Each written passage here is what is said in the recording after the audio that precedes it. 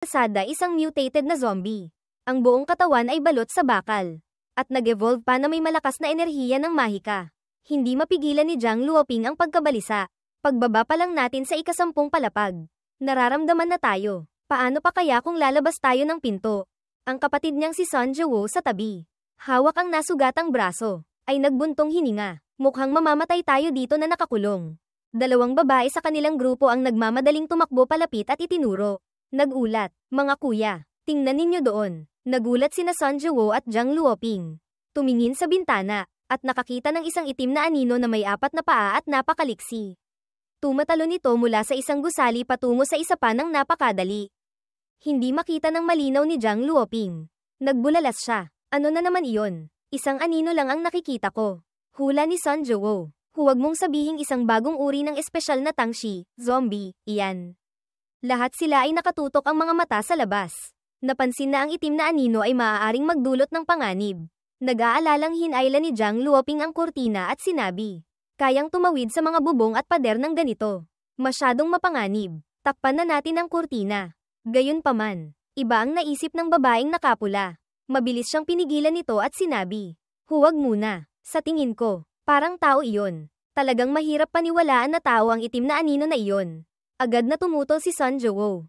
Tao, paanong mangyayari iyon? Nagtanong din si Zhang Luoping. Hindi kaya nagkakamali ka ng tingin. Ang babaeng may pulang buhok na ito ay si Weiwei. At ang babaeng nakadilaw na kasama niya ay si Zhuang Miyazu. Si Weiwei ay napakakumpiyansa sa kanyang paningin. Ang magandang babae, habang patuloy na tinitingnan ng itim na anino, ay nagsalita, talagang hindi ako pwedeng magkamali. Huwag ninyong kalimutan ang kakayahan ko. Mukhang si Weiwei ang may talento sa pagmamasid kaya siya ganoon katiyak at kumpiyansa. Nanlaki ang mga mata ni Weiwei at nagbigay siya ng babala. Papunta siya sa direksyon natin. Sa labas, ang taong tumatalon-talon sa mga gusali ay may pamilyar na anyo. Naamoy niya ang mutated na zombie malapit sa gusali ng grupo ni Weiwei. Kaya lumapit siya dito. Ang malaki at maskuladong halimaw na ito ay naramdaman din ng malakas na enerhiya malapit dito kaya lumingon din ito. Huminto ang ating Chenbai sa rooftop ng isang gusali. Kinuha niya ang system panel at kinumpirma.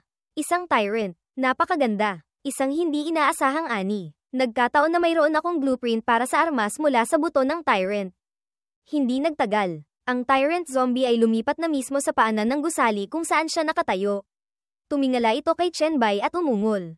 Nakita niya ito. Dahan-daang nag-isip muna. Kung gagamitin ng malaking martilyo para hampasin siya.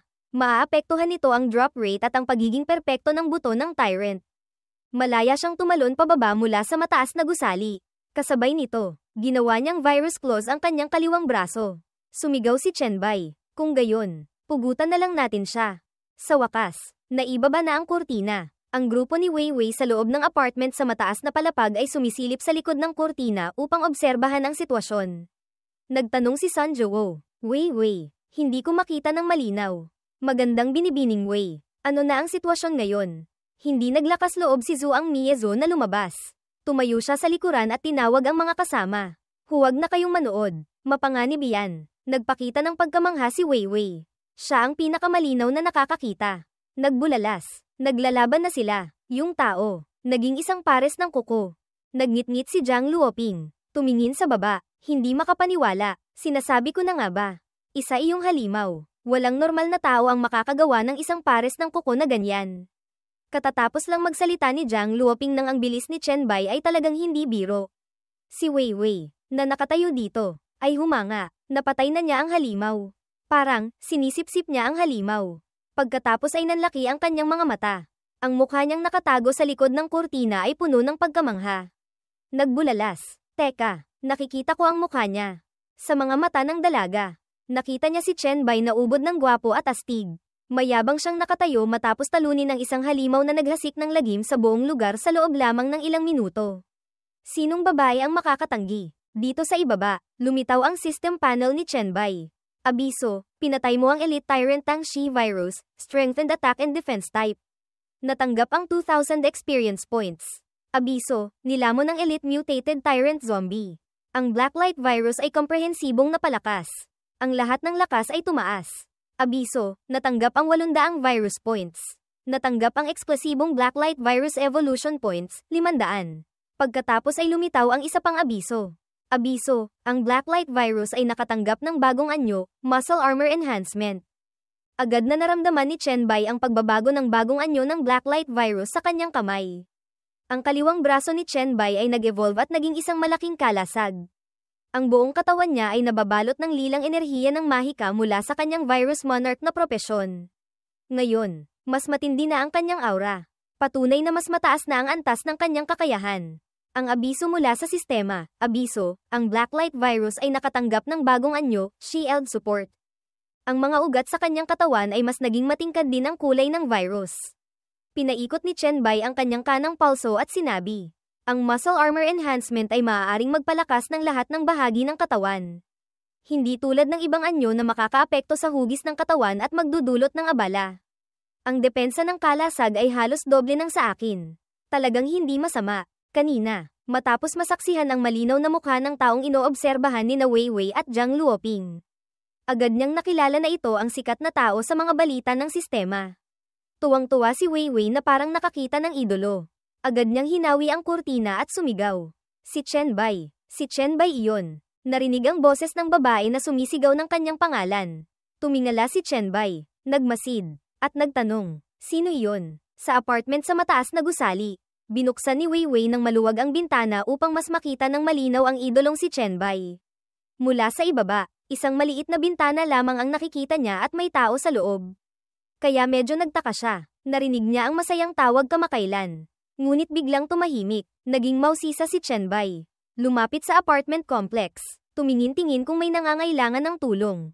Tiningnan niya ang pinto kung saan may anino kanina. Ngayon ay napakatahimik. Naghinala siya. Sa apartment ng grupo ni Wei Wei. Si Zhang Luoping. Dahil sa pag-aalala sa kaligtasan ng lahat, ay tinakpan ng bibig ni Wei Wei at hinayla siya palayo. Paano ka nakakasigurong si Chen Bai iyon na kilala mo? Paano kung isa siyang halimaw na nagpapanggap? Naramdaman ni Zhuang Miezu na tama ito. Nagtago siya sa likod ng mga kahon at sumang-ayon.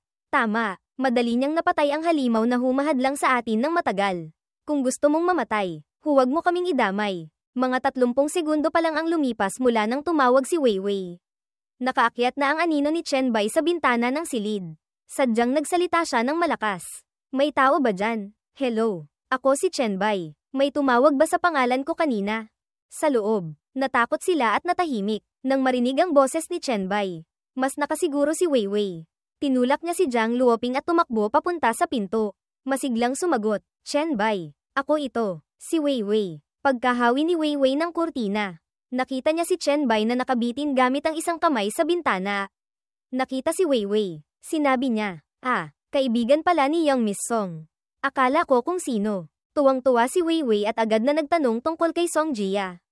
Chen Bai, alam mo ba ang kalagayan ni Song Jia?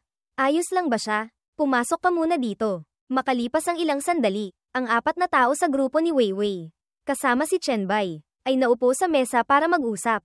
Malinaw na sinabi ni Chen Bai ang kanyang kasalukuyang sitwasyon. Sa Dongshan Villa area, nagtayo ako ng isang base. Ngayon, may daan-daang tao na naninirahan doon. Si Song Zekiong ang tumutulong sa akin na pamahalaan ang base na iyon. Kaya ligtas na ligtas si Song Jia. Nang marinig na maayos ang kanyang matalik na kaibigan. Tuwang-tuwa si Wei Wei. Sinabi niya, talaga. Ang ibang mga miyembro naman. Nang marinig ang kwento ni Chen Bai, ay nagtaka tungkol sa base na binanggit niya. Natulala si Zhuang Miezu. Hindi alam ang sasabihin. Nagsalita si Zhang Luoping. Ay ikaw, nagtayo ka ng base. May daan-daang tao. Labis ding nagulat si Sun Jiwo at nagtanong. Ang reyna ng Jiangcheng, nandoon at namamahala para sa iyo. Nagbibiro ka lang, hindi ba, kapatid? Ipinag-cross ni Chen Bai ang kanyang mga binti. Sumandal sa upuan. Sinabi niya, malalaman ninyo kapag pumunta kayo doon. Hindi ako madalas magsinungaling na madaling mabubuking.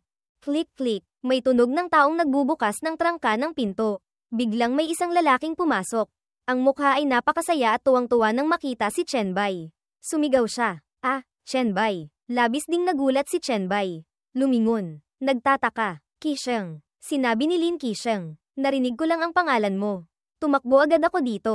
Pagkatapos, sunod-sunod na pumasok ang kanyang mga dating kaibigan nang marinig ang pangalan ni Chen Bai.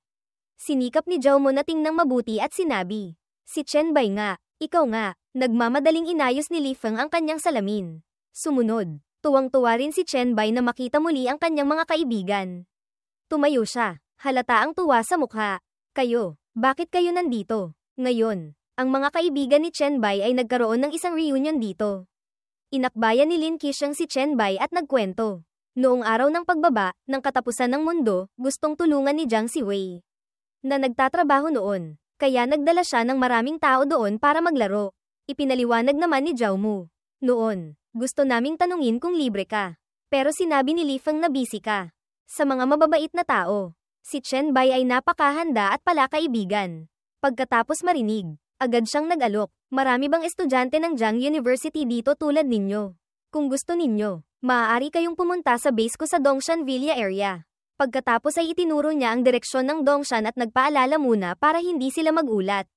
Ngunit may isang patakaran doon, bawat araw. Kailangang magbayad ng isang gintong barya.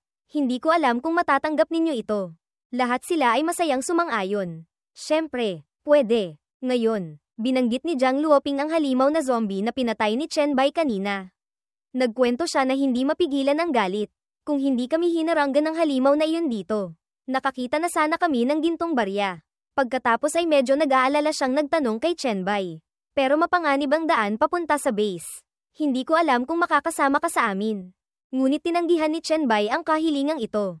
Frank kanyang sinabi, mayroon pa akong kailangang gawin. Ngunit huwag kayong mag-alala. Sa daan papunta dito, isang tyrant lang ang nakita ko dito. Nakapamayaywang si Jiang Luoping. Medyo nadismaya. Nagtanong siya, wala kang nakitang ibang halimaw? Kung gayon, napakamalas naman namin. Maya-maya, inilabas ni Chen Bai ang isang set ng mga equipment card. Mukhang isang salamangkero. Pagkatapos ay ikinalat niya ang mga ito sa mesa at tinawag ang pangalan ng dalawa niyang pinakamatalik na kaibigan. Qixing, Woodhead, Zhao Mu. Pati si Weiwei na rin. Ito ang mga mababang antas na kagamitan na hindi ko na magagamit. Kaya ibibigay ko na sa inyo. Nakita ng lahat ang mga kagamitan sa mesa. Nanlaki ang mga mata sa pagkamangha. Pagkatapos, nagbilin siya bago umalis. Kailangan ko nang magmadali, kung alam ninyo na ang lokasyon ng base. Mauuna na ako. Ang antas ng mga kaibigan ni Chen Bai kumpara sa kanya ay magkalayo na parang langit at lupa. Kaya ang pagtanggap ng mga mababang antas na kagamitang tulad nito ay napakahalaga. Kinatawan ni Jiang Luoping ang lahat. Nagpasalamat sa kanya. Salamat, Chen Bai. Pagkasabi nito, lumakad si Chen Bai palabas ng pinto. Umalis ng dahan-dahan. Hindi niya nakalimutang kumaway bilang palom sa harap ng humahangang tingin ng lahat. Nagbilin pa si Lin Qixing. Mag-ingat ka, Chen Bai. Hindi nagtagal. Tumalon na ang ating bida palabas ng bintana at lumipad sa mga gusali. Ang tanawin ng lungsod ngayon ay napakadilim. Lumitaw ang abiso ng sistema, humihiling ng chat si Mengmeng. Binasa ni Chen Bai ang kanyang mensahe. Lumitaw ito sa harap niya, Guro. Ang inyong Hanwang ay nagrereklamo sa grupo. Sa tingin ko, makakatulong sa kanya ang bago kong kakayahan. Pagkabasa nito, huminto siya at nagreply. Maraming grupo. Sabihin mo na lang sa akin ng direkta kung ano ang nangyari. Pagkatapos ay tumayo siya ng tuwid. Hinaplos ang baba, nag-isip tungkol sa pangalan. Ang aking Hanwang. Si Han Xiao ba? Lumipat ang eksena pabalik sa apartment ng grupo ni Chen Bai. Si Xiao Bai Yu, T.N., possibly Weiwei or Zhu Ang Mia Zhu using a nickname, ay lumapit kay Jiang Luoping. Pinaalalahanan siya, Kuya Jiang, pumunta na tayo sa base. Sumandal si Jiang Luoping sa upuan at nag-isip. Nagdagdag, kapag mas maraming evolved ang nasa base, mas ligtas ito. Ito ay mas mahalaga sa atin. Inisip niya ang mahabang paglalakbay na puno ng panganib at seryosong sinabi. Tama, ngunit kailangan nating maghanda ng mabuti para dito, dahil halos kailangan nating tawirin ang Jiangcheng para makarating sa Dongshan. Nang makita ang pag-aalinlangan ni Jiang Luoping, inayos ni Li Feng ang kanyang salamin at nagsalita. Sandali lang, sa tingin ko, bago pa niya matapos ang sasabihin. Nabaling na ang atensyon ng lahat sa bintana. Nagulat silang lahat. Chen Bai, bakit ka bumalik? Lumapit si Weiwei sa bintana kung saan umaakyat si Chen Bai. Nagtaka siya. May problema ba? Sumagot si Chen Bai. Oo. Kailangan ko ng isang pansamantalang silid para asikasuhin ang ilang bagay. Narinig ito. Ang mabait na si Zhao Mo ay agad na masiglang nagsabi. Kung gayon, pumunta ka sa silid namin ni Qixing. Kaya masayang inakbayan ni Chen Bai ang dalawang kaibigan at humiling. Gusto kong mapag-isa. Agad na inakbayan ni Lin Qixing si Chen Bai. Handang tumulong. Maliit na bagay. Sa silid ko na lang. Pwede kaming magbantay para sa iyo sa sala. Nagtaka si Weiwei ngunit nanahimik na lamang. Pinapanood sila. Biglang may naalala. Mabilis siyang tumakbo palapit sa kanya at sumigaw. Oo nga pala. Chen Bai. Sandali lang. Mabilis na tumakbo si Weiwei. Napayuko siya. Humihingal habang nagtatanong. Nakalimutan ko kanina. Alam mo ba ang evolution number ni Song Jia? Gusto ko siyang idagdag sa listahan ng mga kaibigan ko. Lumingon siya at agad na sinabi ito sa kanya, 79,925. Dahil nagtanong na rin si Weiwei. Nagtanong din si Lin Qisheng. Chen Bai, yung numero mo. Gusto ka rin naming i-add ni Zhao Mu. Hindi naman nagtago si Chen Bai at sumagot agad. 001. Ang kanyang evolution number ay 001 na nagpapatunay na si Chen Bai ang unang nag-evolve. Kaya nang marinig ito ni Lin Qisheng, medyo, hindi siya makapaniwala. Akala niya nagbibiro ang kaibigan niya. Tumawa siya ng malakas na parang nanalo sa loto. Sumisigaw, hahaha, lahat tayo ay nag-evolve na. Bakit ang cold humor mo ay hindi man lang nag-evolve kahit kaunti? Nahiya si Zhao Mu at tinapak ang balikat ni Lin Qisheng. Bam-ulong, Qisheng, i-add mo na lang para malaman mo. Natigilan si Lin Qisheng. Lumitaw ang system panel, Evolved 001 by Accepted Friend Request. Dito, talagang hindi na niya napigilan at napasigaw si Qisheng.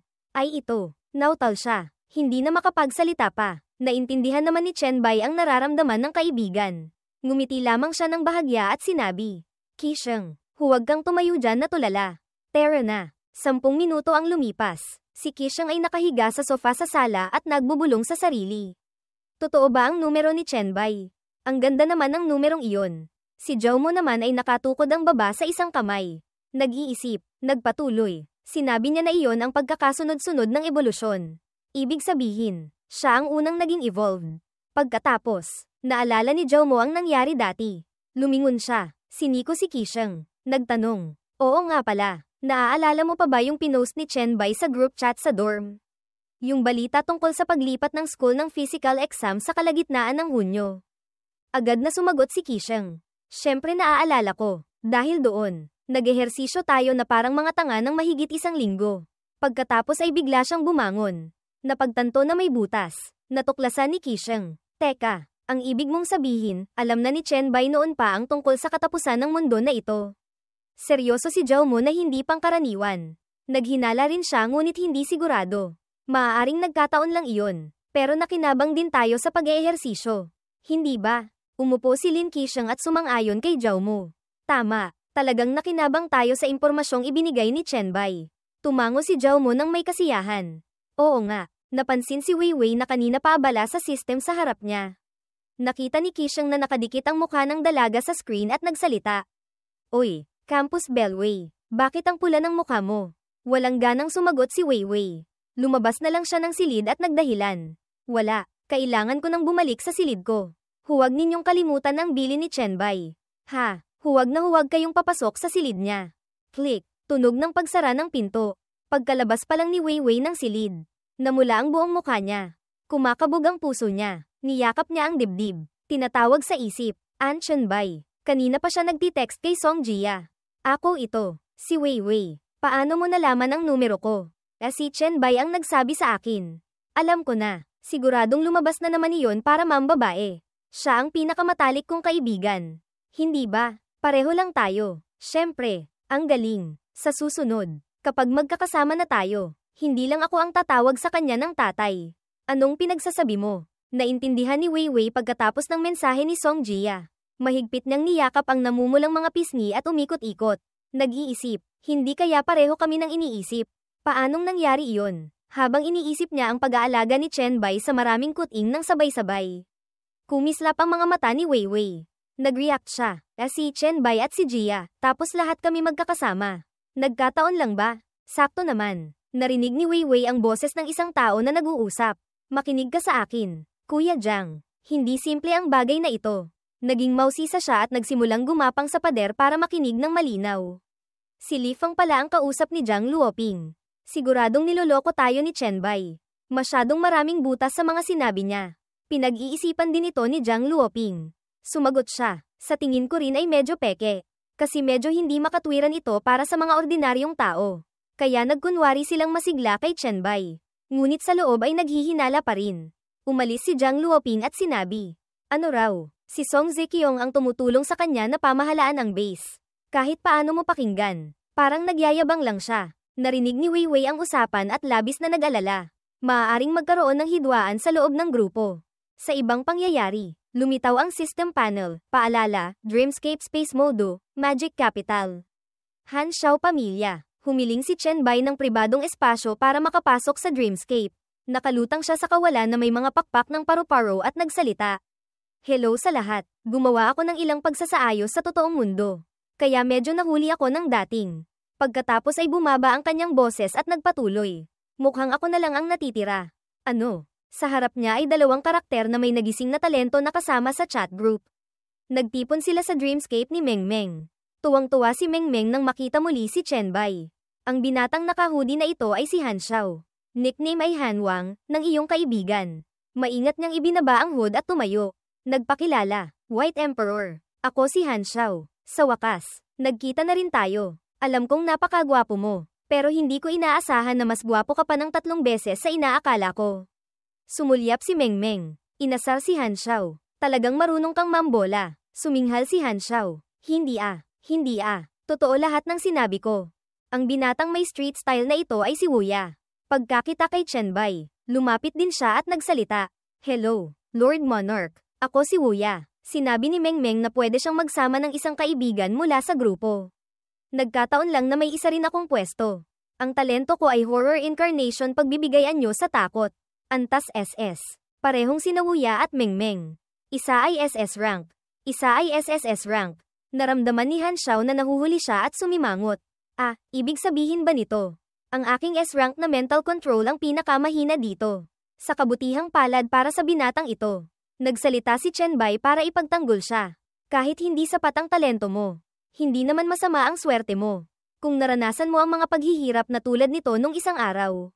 Narinig ito, medyo nagulat si Han Xiao. Pagkatapos ay lumingon si Chen Bai kay Meng Meng. Magiliw na nagpatuloy. Hindi ka matutulungan ni Meng Meng. Dahil noon, kaya lang tayong dalhin ni Meng Meng sa kanyang sariling dreamscape. Nahihiyang umiti si Meng Meng. Nakakagatlabi. Nagpatuloy si Chen Bai sa pagpapaliwanag. Ang pagbibigay ng dreamscape totem sa iyo bilang core, iyon ang kapangyarihan na nagpapahintulot sa lahat na pumunta sa bahay mo.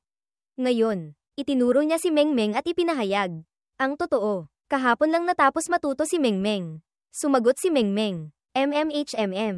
Kinamot ni Han Xiao ang ulo. Nahihiyang umiti. Ibig sabihin, hindi rin masama ang swerte ko. Natapos na ang pagpapakilala dito. Dumiretso na si Chen Bai sa pangunahing paksa. Sinabi niya, sige, hindi kayang suportahan ni Meng Meng ang ating 4 na magtagal sa Dreamscape. Dapat ninyong sabihin agad ang mga problemang kinakaharap ninyo. Kaya, si Han Xiao ang unang nagsalita. Ako, mayroon akong eksklusibong dungeon mission. Ipapadala ko sa inyo ang screenshot ng mission. Hindi naman kalayuan ang distansya. Kaya habang naglalakad tayo, pag-usapan natin. Nakikinig ng mabuti ang 3. Lumitaw ang system panel, Family Mystery Exclusive S-Rank Mission, sa mga ari-arian ng iyong ama. Natagpuan mo ang isang medical record mula sa Hongjing Mental Hospital. Nandoon ang pangalan ng isang tiyahin na hindi mo pa naririnig. Kaya medyo mausisa ka. Ano ang mga sintomas ng namamanang sakit na ito? Bakit hindi kailanman nabanggit ang aking tiyahin? Ang iyong malakas na mental talent ba ay may kaugnayan sa namamanang sakit na ito? Tila nasa Hongjing Mental Hospital ang susi sa paglutas ng misteryong ito. Sa Hongjing Hospital, BLG, 16, lumipat na dito ang Dreamscape. Itinuro ni Han Xiao ang dungeon doon at sinabi, ito ang Hongjing Mental Hospital. Nang mahanap ko ang lugar na ito, naging dungeon na ito. Malungkot na tumayo si Han Xiao sa harap ng dungeon entrance. Sinabi ang kanyang problema. Sinubukan kong pumasok minsan, pero mabilis akong sumuko. Tahimik si Chen Bai. Hinayaan si Han Xiao na magpatuloy. Nagkrus ng braso si Han Xiao. Sumimangot habang nagkukwento. Talagang hindi ko matalo ang mga halimaw na may nightmare difficulty mula level 5 hanggang 12. At wala ring paraan para maghintay hanggang sa makapag-level up ako. Pagkatapos kong sumuko sa dungeon sa unang pagkakataon, pinaalalahanan ako ng will of the universe na may nakapansin sa aking pagdating at maaaring umalis kasama ang lahat. Pagkatapos ng tapat na pagbabahagi ni Han Xiao, agad na naintindihan ni Chen Bai ang problema. Nagliwanag ang ilalim ng kanyang mga paa. Pagkatapos ay ibinuka ni Chen Bai ang kanyang kamay. Nagbulalas. Alam ko na. Ang abiso ng sistema, paalala, nais bang pumasok ng team sa Hongjing Mental Hospital Dungeon? Sa virtual na espasyo ng panaginip, lumingon ang gwapong si Chen Bai at tinawag ang lahat. Terra. Makalipas ang ilang sandali, sa Modo Dreamscape Space. Sa loob ng Hongjing Mental Hospital Dungeon. Ang apat sina Chen Bai, Han Xiao, Wu Ya, at Meng Meng ay naroroon na sa harap ng tarangkahan ng ospital. Nakakita ng maruming bagay, sinabi ni Wu Ya, isang maliit na halimaw lang. Sinuri ni Meng Meng at nagpahayag. Pakiramdam ko, may mali dito. Mukhang medyo nag-aalala si Han Xiao. Kapasok pa lang natin sa dungeon.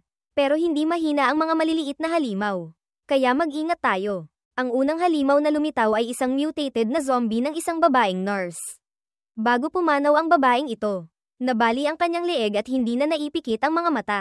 Maraming bali sa katawan. Kaya, hawak ng halimaw na nurse ang isang hyringilya sa napakakakaibang anyo.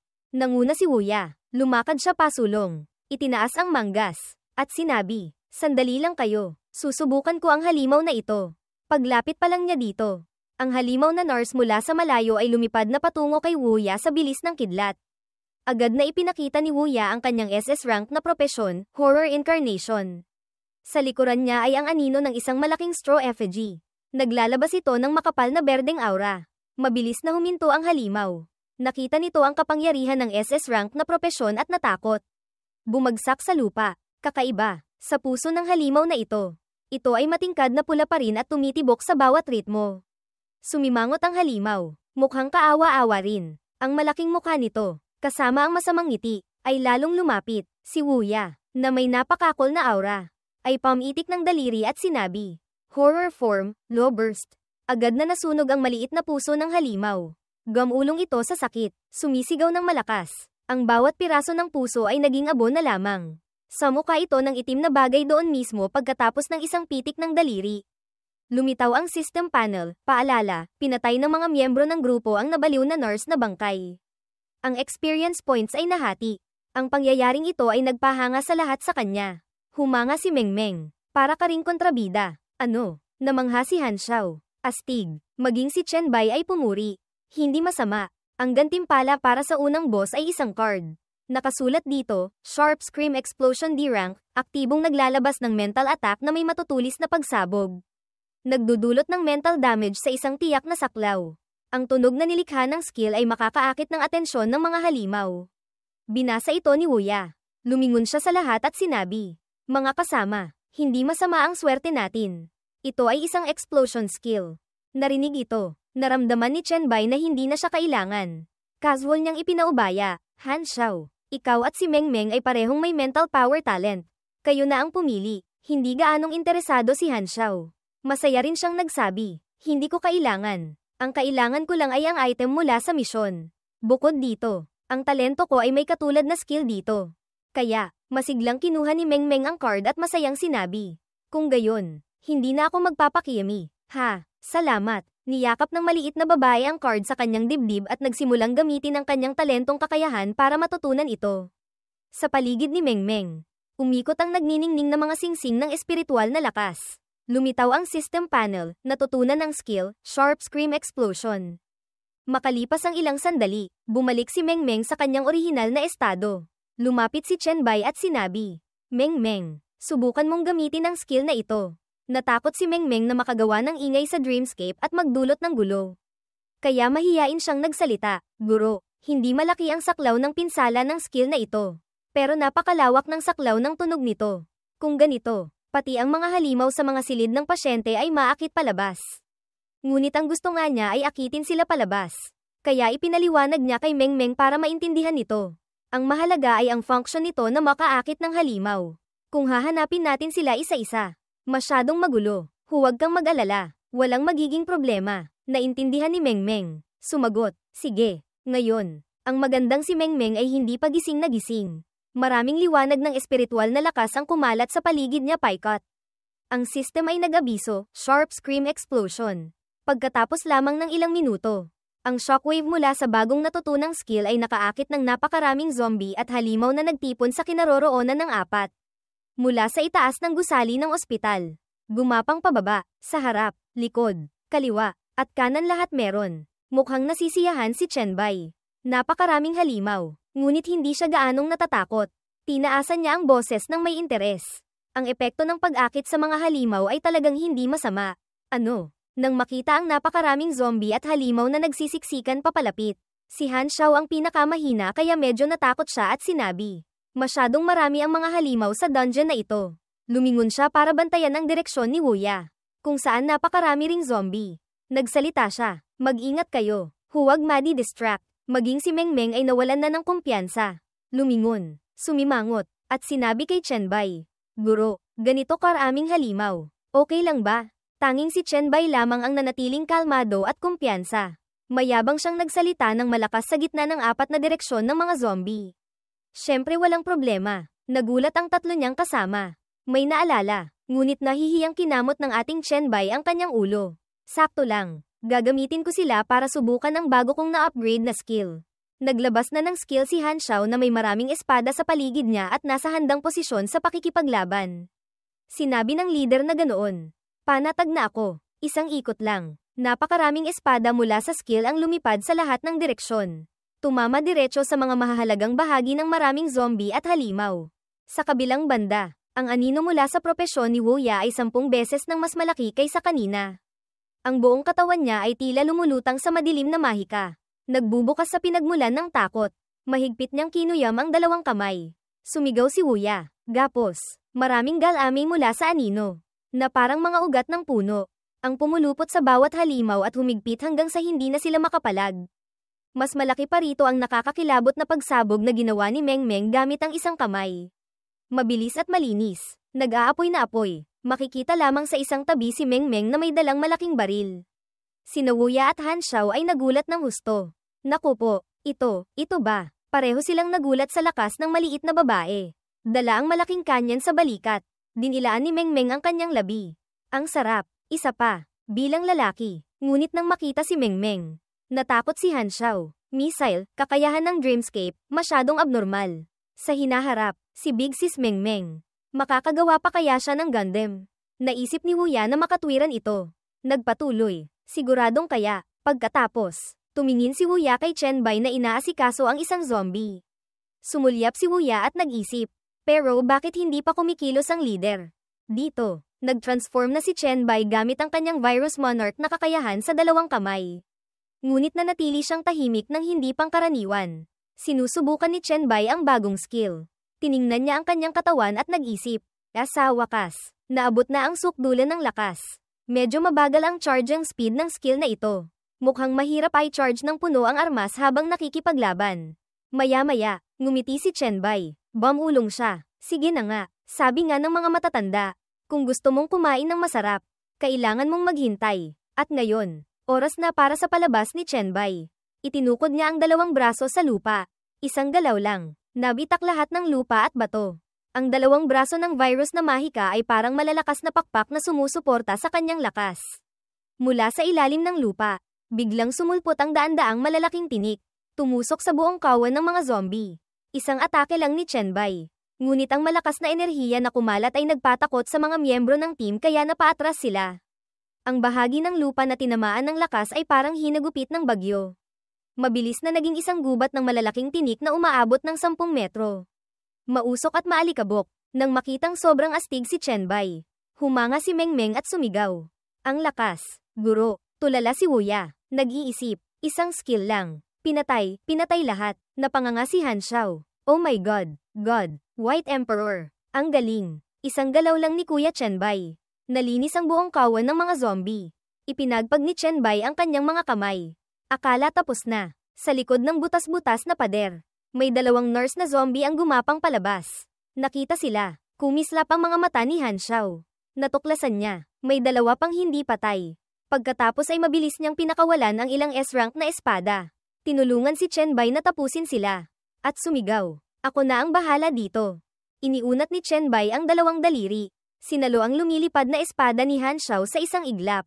Sinabi niya, sandali, hindi man lang siya lumingon para tingnan ang itsura ng 2 zombie. Kinontrol ni Chen Bai ang mga galamay. Mahigpit na itinali ang 2 maliit na boss na nurse. Sila, sadya kong iniwan. Natigilan si Han Xiao. Sobrang nahiya siya na wala nang mapaglagyan. Now tol, nahuli na sila. Nahuli ng isang kamay. Gusto nang magtago ni Wuya sa hiya. Tinapak ang balikat ni Han Xiao. Lumitaw ang evolution system panel sa harap ni Chen Bai. Paalala ng sistema, Blacklight DevR Evolution, kakayahang pumili na tingnan ang anumang alaala ng nilamon na target. May mababang tsansa na makuha ang anumang mastered skill ng kalaban. Kakukuha lang ni Chen Bai ng 2 boss. Ipinatong niya ang 2 kamay sa ulo ng dalawa at tiningnan din ang mga alaala ng 2 babaeng zombie. Nag-isip si Chen Bai, kung ganito, pagbabasa at pagsipsip ng alaala ng target, hindi ko pa ito nagagamit mula nang makuha ko ito nung isang gabi. Sa mga mata ni Chen Bai, nakakita siya ng isang mapula at malabong espasyo at isang kakaibang simbolo na iginuhit sa isang babaeng bangkay. Nagtaka siya. Ay ito, ano ito? Ang bangkay ay nakapako sa krus at may maraming palatandaan ng pagdurusa. Marami siyang dinanas na paghihirap. Isang nakakakilabot na sigaw. Labis na nagulat si Chen Bai. Nagbulalas siya. Ano ito? Pumasok siya ng mas malalim sa alaala ng soang palad na biktima. Napakaraming krus. Mahigpit na nakatali ang mga babae. Nakahanay. Sa dulo ng hanay ng mga krus. Nakatayo ang isang lalaki na may mga matang nagniningning. Nakasuot siya ng puting laboratory coat at puno ng pulang dugo. Ang babaeng nurse ay gumagapang sa sakit sa lupa. Puno ng takot ang babae habang sumisigaw ng walang pag-asa.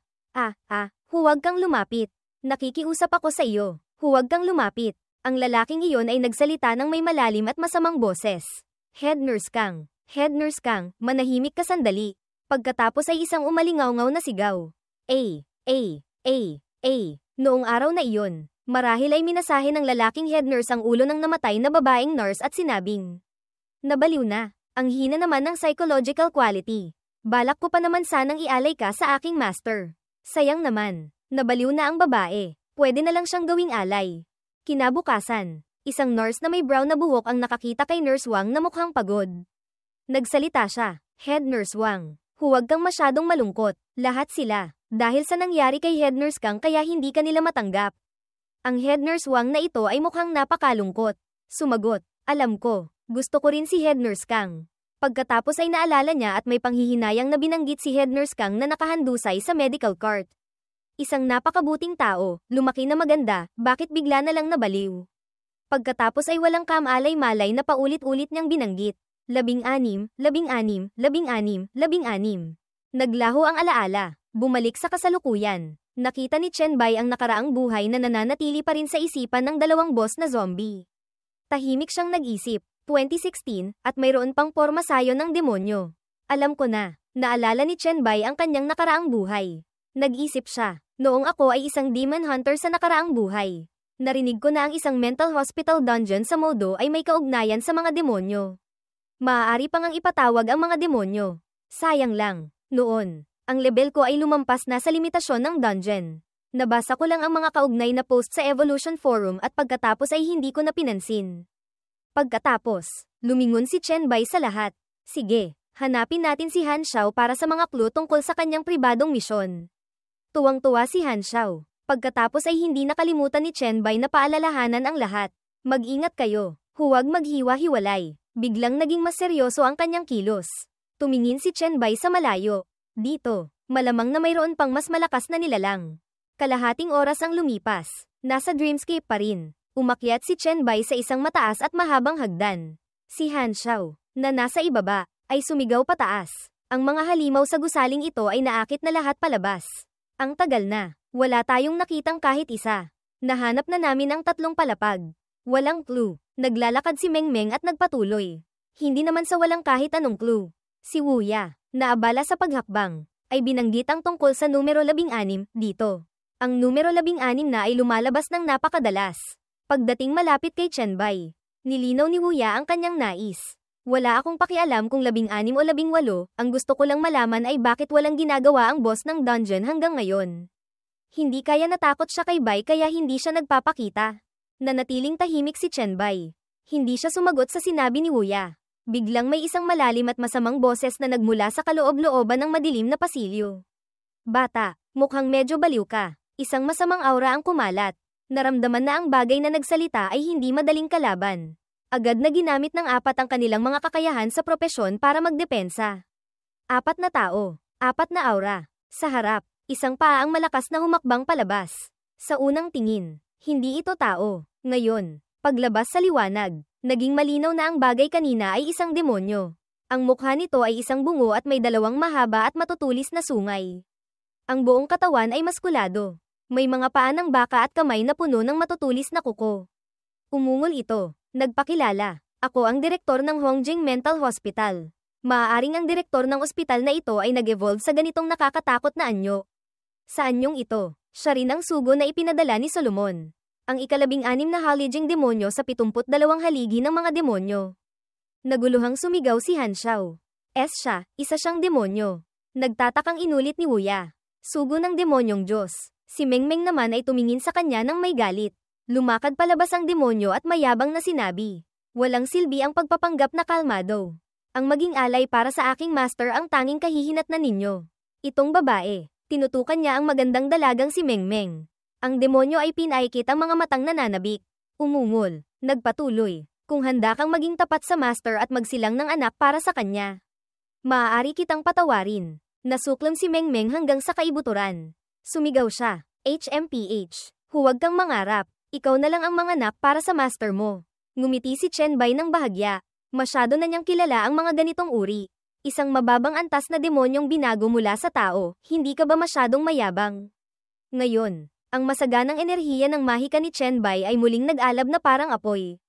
Nagpalit si Chen Bai sa Virus Monarch state. Ang buong katawan niya ay nag-uumapaw sa lakas. Sinabi niya, kung talagang may kakayahan ka, ipakita mo sa lolo mo. Huwag kang magbiro dito ng mga walang kwentang bagay. Ang tinatawag na Demon King ngayon ay naramdaman din ng pagnanais na makipaglaban. Nagsimula siyang palakasin ang sarili. Maraming hibla ng masamang aura ang pumalibot sa kanya.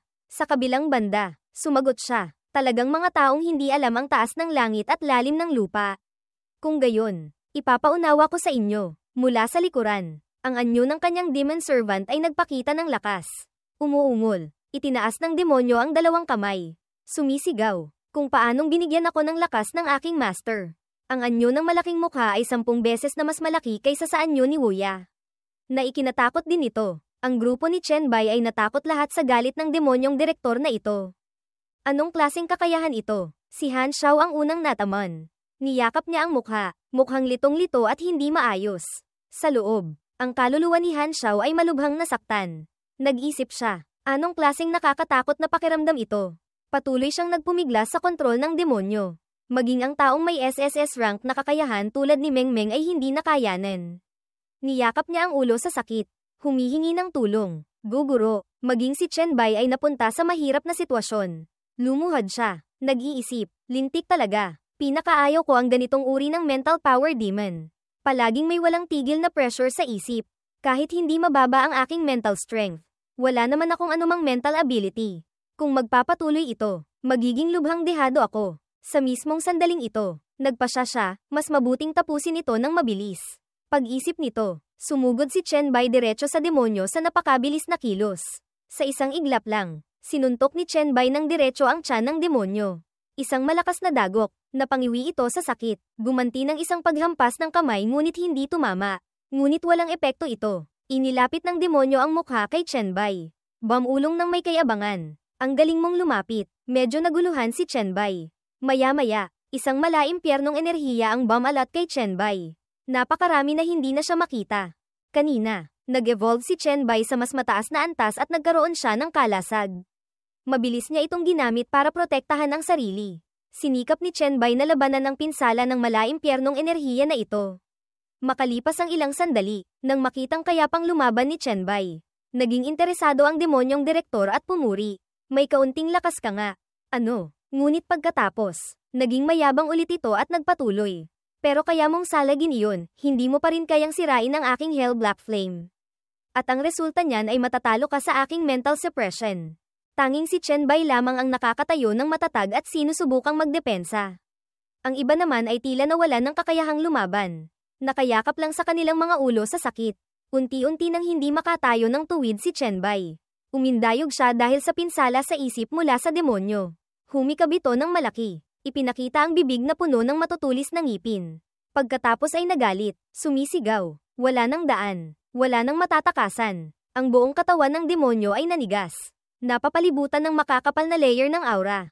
Sumirit ito sa gitna ng nakamamatay na sitwasyon.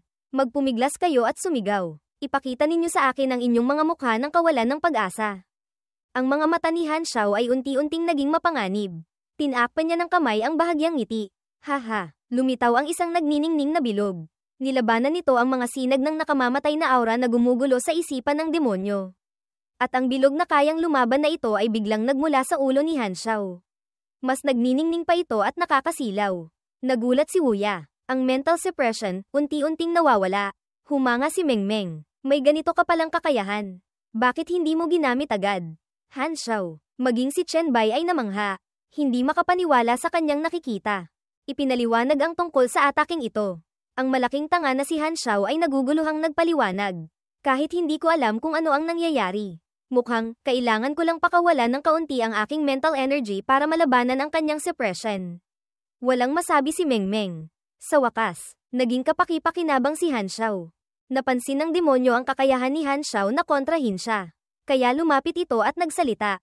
Han Xiao, ikaw pala ang sumunod na henerasyon ng pamilyang Han, dugo ng master. Sadyang lumapit ang demonyo sa kanya. Pagkatapos ay nagbitiw ng mga mapang-akit na salita. Huwag mong isipin na dahil lang sa dugo mo kaya mo nalabanan ang mental suppression. Tapos na, kaya pa rin kayong gawing abo ng Hell Black Flame. Sumagot din si Han Xiao sa taong ito. Ibinuka niya ang mga braso. Pinutol ang sinasabi nito. Hoy, hindi ba't aso ka lang ng master mo? Bakit mo gustong patayin ang susunod na henerasyon ng master mo? Hindi ka ba natatakot na tapakan ka ng master mo?